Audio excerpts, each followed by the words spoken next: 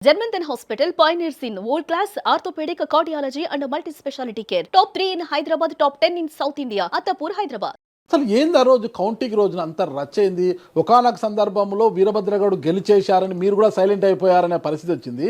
మళ్ళా ఉన్నట్టుండి లేదు నేను గెలిచాను, నేను 2000 ఓట్లు మెజార్టీ వచ్చి నేను గెలిచాను, నాకు డిక్లరేషన్ ఫామ్ ఇకపోతే దుంకే టవర్ ఏమో ఎక్కారు మీరు. అసలు అంత గొడవ కూడా చేశారు కదా రోజు. ఏం జరిగింది అసలు? అవన్నీ ఏం ఎక్కలేదు.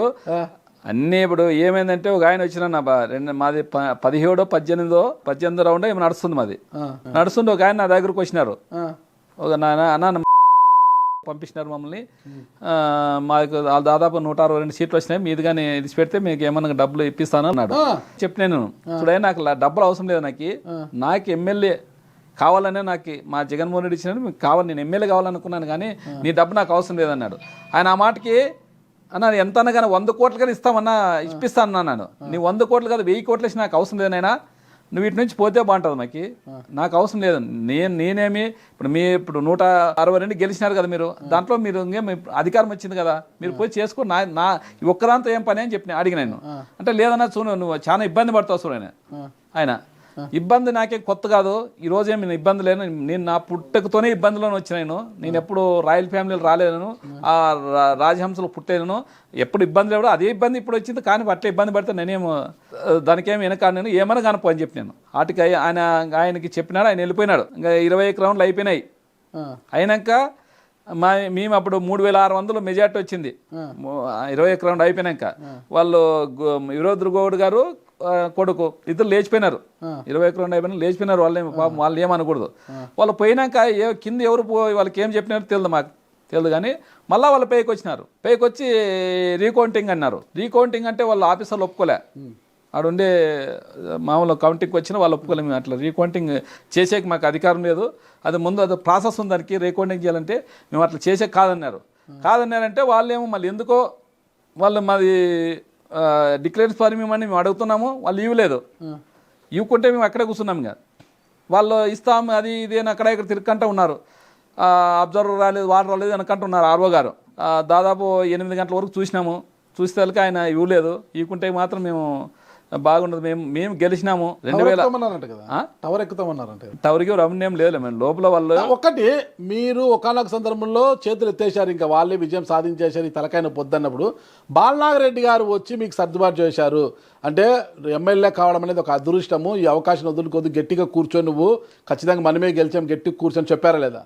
అవన్నీ బాలనాగరెడ్డి గారు నా దగ్గర రానిలే, వాళ్ళు పోలీసు డిపార్ట్మెంట్ రాలేదు. మేము ఏమంటే వాళ్ళు ఒకసారి ఏమో 8:30కేమో వీరభద్ర గౌడ్ గెలిచిన వచ్చిందంట, 12 అవర్లకి గెలిచినారు. నాకు వచ్చి చెప్పినారు ఇట్లానే వాళ్ళు వీరభద్ర గౌడ్ గెలిచినారని చెప్పినా అన్నారు. నేనేమో ఒకటే అని నేను చెప్పింది ఏమి, మేము గెలిచినాం 2751 ఓట్లతో. మాది మొత్తం క్లియర్గా అంది, మొత్తం బోర్డు రాసినారు, క్లియర్ మామూలు రౌండ్కి బోర్డులో రాసినారు, అన్ని రాసినా, అన్ని చూస్తే అన్ని చేసినాము.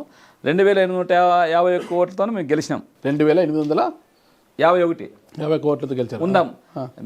ఏం చెప్పినానంటే నేను డిక్లరేషన్ ఫారం ఇస్తేనే నేను పోతాను, లేకపోతే రేపైనా కానీ ఎల్లుండా కానీ ఈడే కూర్చుంటాం, మాకు భోజనాలు చెప్పండి, మేము తినకంటే ఈడే ఉంటే మేము మాత్రం పోయే ప్రసక్తి లేదని చెప్పినాం. వాళ్ళు వేరే వాళ్ళు ఏదో బెదిరిస్తున్నారు, కొద్ది వేరే వాళ్ళు నాకు చెప్తే నేను బెదిరే ప్రసక్తి లేదు. మేము ఎందుకంటే మేము 40 మంది ఉన్నామడ, మా వాళ్ళు ఏటికన్నా రెడీ అనేటట్లే ఉంటారు.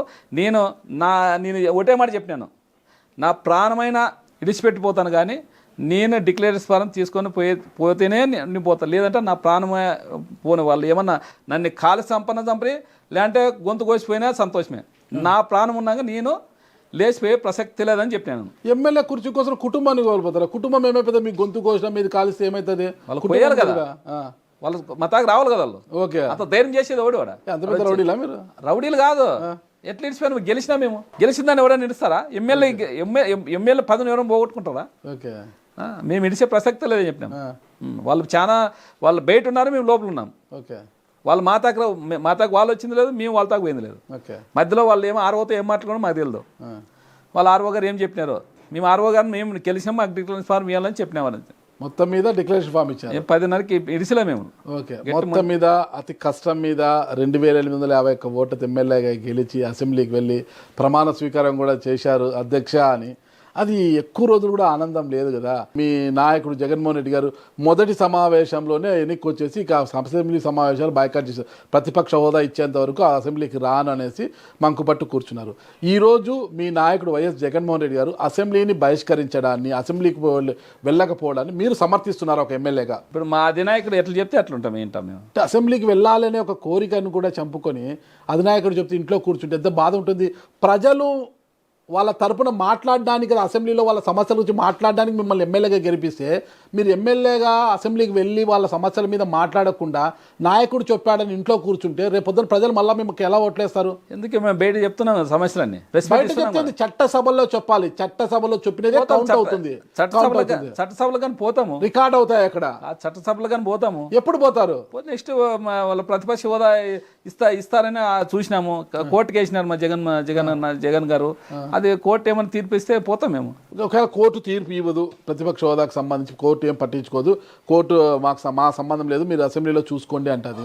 అప్పుడు వాళ్ళు ఇవ్వరు, ప్రజలు పీకేశారు. ప్రతిపక్ష హోదా లేదు మీకు, గమ్మన పోండి, అసెంబ్లీకి ఎమ్మెల్యేలుగా పోయిరండి, మీరు ప్రతిపక్ష హోదా కూడా పనికిరారు మీరు అని ప్రజలు చీకొట్టి మిమ్మల్ని తరిమేశారు.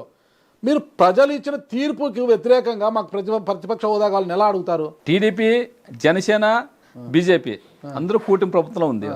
ఇప్పుడు ప్రతిపక్షం ఎవరున్నారు? ఎవరు లేకపోయినా మీకు మినిమం స్థానాలు 170 కానీ 10% స్థానాలు అంటే 170లో 17 అంటే 18 ఎమ్మెల్యేలు మీకు రావాలి. మీ దగ్గర మీకు వచ్చిందే 11 కదా. అది పొరపాటు. పార్లమెంట్లోనా బీజేపీ ఇద్దరే గెలిచినది. వాజ్పేయి గారు ఇంకొకరు గెలిచినారు. వాళ్ళకి ప్రతిపక్ష హోదా ఇచ్చినారు. వాళ్ళు పిఎస్సి పదవి ఇచ్చినారు వాళ్ళకి. అంటే ప్రతిపక్ష హోదా అంటే ఏమి? పిఎస్సి పదవి ఇస్తే ప్రతిపక్షాన్ని గుర్తించినట్లే కదా. పిఎస్సి చైర్మన్ ఇచ్చారు, పిఎస్సి చైర్మన్ ఇచ్చినారు. ప్రతిపక్ష హోదా ఇచ్చినట్లే కదా. అది ఖచ్చితంగా ఇవ్వాల్సిందే. ఇయ్యేది కదా. ప్రజలు పీకేసినా కూడా మీరు లాక్కుంటామంటారు. మేము లాక్కునేది కాదు. ప్రతిపక్ష నాయకులు ఎవరున్నారు? ప్రతిపక్షం ఎవరున్నారు? 40% షేర్ మాకు వచ్చింది. వాళ్ళు ఇస్తే ఇకపోతే మీరు అసెంబ్లీకి వెళ్ళి నిమిషమో 2 నిమిషాల్లో మీకు వచ్చే సమయాన్ని ఉపయోగించుకుని మాట్లాడొచ్చు కదా. ఇప్పుడు మా అధినాయకుడు ఏమన్నాడు, మేము అక్కడ పోతే నేను పోతే 2 నిమిషాలు మనకిస్తారు. మనం 2 నిమిషాలు ఏం ప్రజల సమస్యలు ఏం తీరుస్తాము?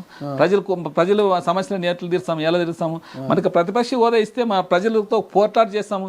ఏమున్నా మా ప్రజల కోసం మేము అంతా వినిపిస్తామనేది కానీ మా జగన్ అన్నారు. దాని తప్పేముంది? ఇచ్చే వాళ్ళకి ఏముంది? వాళ్ళు ఇవ్వచ్చు కదా. వాళ్ళకి తప్పేం హోదాని ఇవ్వరు. మీ నాయకుడిని బుజ్జగించి సార్ మన అసెంబ్లీకి వెళ్తాము, వెళ్ళి 4 మాటలు మాట్లాడతాము, ప్రజలు మనల్ని గెలిపించారు కదా అని ఏమన్నా హితబోధ చేస్తారా మీ బాస్కి? ఇప్పుడు మనం హితబోధ చేసేంత అంత పెద్ద నాయకుడు కాదు నేను. ఫస్ట్ సారి ఎమ్మెల్యే అయినా నేను. ఇంకా పెద్దలు ఉన్నారు, పెద్దరెడ్డి రామచంద్ర గారు, బొత్స సత్యనారాయణ గారు, అట్లా వాళ్ళు. సుమన్ టీవీలో మీ పర్సనల్ అండ్ బిజినెస్ ప్రమోషన్స్ కోసం కింది నెంబర్కి కాంటాక్ట్ చేయండి.